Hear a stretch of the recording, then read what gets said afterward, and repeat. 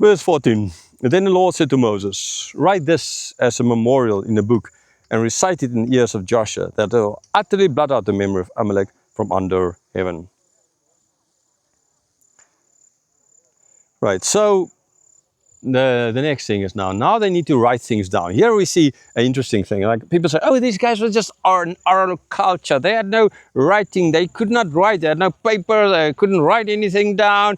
They were a bunch of fools. We today are so intelligent. You know, look at our cell phones, and we can just like so many. Yeah, right.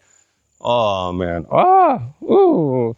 If you ask a 5-year-old 100 years ago to learn a psalm, you would learn that psalm and be able to recite it very fast. If you ask a 5-year-old today to do that, he will not be able to do that, not learn the whole psalm.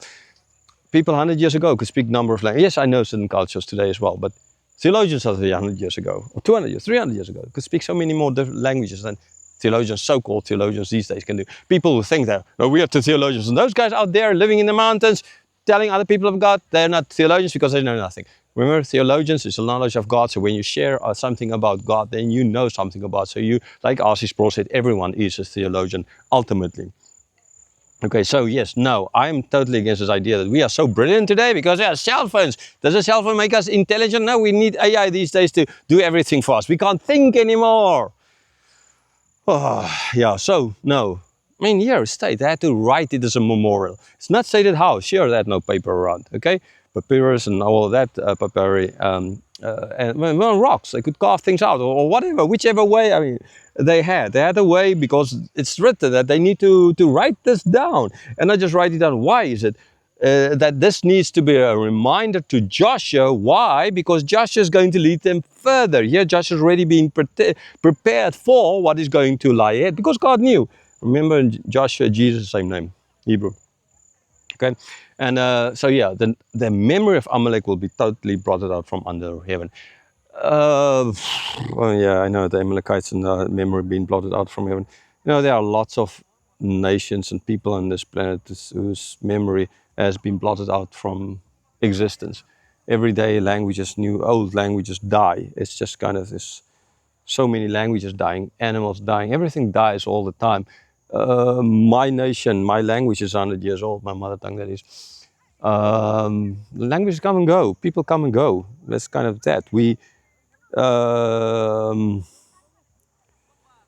Yeah, no, I'm just, oh man, this guy.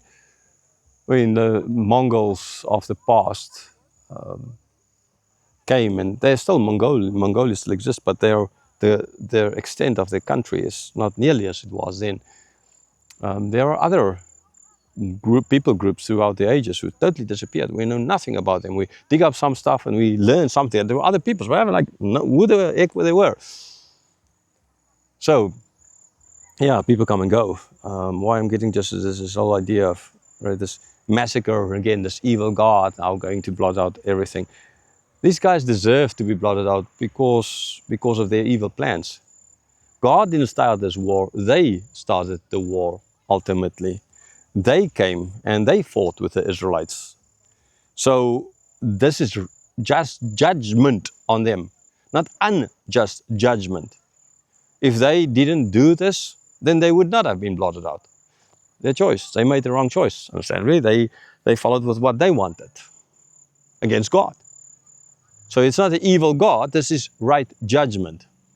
I don't think you will say the Nazis are a great bunch of people after the Holocaust, for example. I don't think you will say anything like that. You would be, lots of countries will throw you out and put you in prison if you say something like that, right? And yeah, they were not a good bunch at all. They were murderers, mass murderers. They were ultimately killed. They lost this because of they fought against the Jews. Any nation that fights against others, ultimately, the conquistadors destroyed the Incan Empire, and there's nothing left of them. Yeah, they used as well Christianity as an excuse, which is nonsense. You can't use that because that was not a just war at all. Now in this case it's different because the Jews were attacked by them. So it needs to be written down, right? So this kind is not just, it is just not the oral culture, there were a written part to it as well. And they will be utterly blocked out. Verse 15, and Moses built an altar and called the name of it, the Lord is my banner. Building an altar, giving it a name, to remind the people of ultimately the Lord is my banner. Remember in wars, like the Russians would carry the icon of the Mother of God in their wars, and it gave them, they felt victory as well.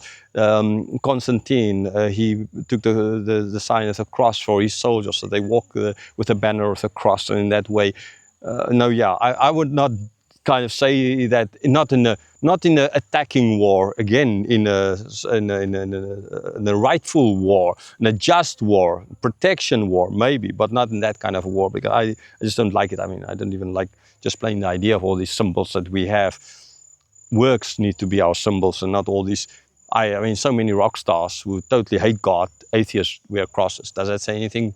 Heavy metal doesn't say anything at all. But yes, the Lord, so this named it, the Lord's my banner. Ultimately, God is their banner. God gave the victory. As long as he did what God said, victory. Otherwise, losing. Verse 16, saying, a hand upon the throne of the Lord. The Lord will have war with Amalek from generation to generation. So this is an explanation as well of what's going to happen later on. Prophetic, right? Now, again, people say, no, this is not prophetic. This is after renewed wars, continued wars with Amalek, and therefore is written down. Yes, again, no, maybe here and there a verse could have been added later on for extra clarification. And especially here in this case, because we have this war with Amalek, we have this whole explanation of what's going to happen with Amalek and their bad blood between them and Amalek, where it originated. Here it originated in this just war when they were attacked without any reason.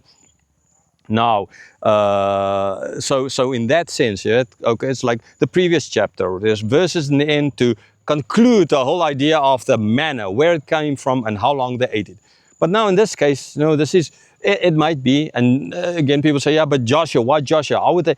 I mean, Moses might not have known, but Joshua might have been a very important person at that stage already. God told him to pick Joshua, and so again, that would clearly show that Moses trusted God, and though he might not have understood, it need not be at a later stage. And the same with this bad blood with the Amalekites. It can only be a simple explanation of a future, of prophecy for what will happen in the future, an explanation of. Yes, when they look back, they can look at this and they see this is bad. But God said, write it down. He didn't say, in the future, write it down so Joshua can be reminded of something that happened 50 years ago. No, he said, write it down now so that he, in the future, when that they will know.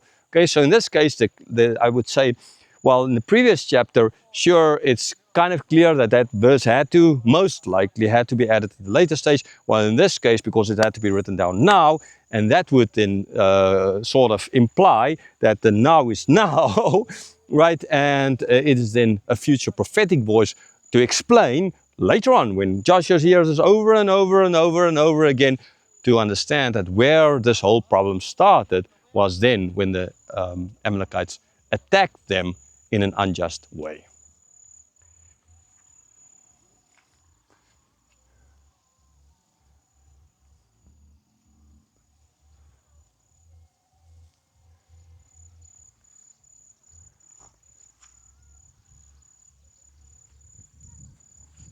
People down there collecting their rice.